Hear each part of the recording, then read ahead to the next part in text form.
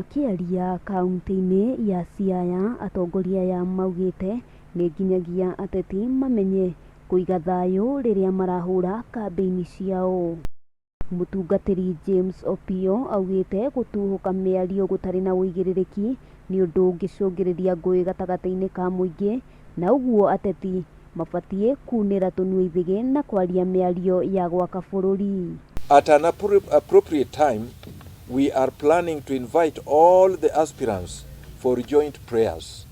We will give the date and the venue where we will do that before we go into the nominations, so that we pray for each and everyone. Atongoria ya maugite mirango ya makanitha ni mihingure kuri ateti aria mangienda kuheo motaro ma kiroho ona kana ma gisiasa, undu uria ungimateithiriria kwiyaka kiuteti. Whoever wins will win fairly, and whoever loses will also lose fairly.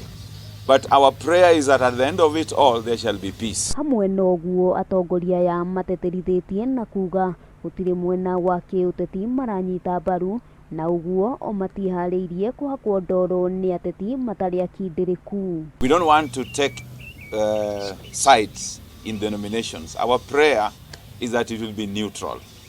It will be done properly, that everybody will be happy at the end of it all. Handu-ini ha Kameme TV, ritwa riakwa ni Wambui wa Njuguna.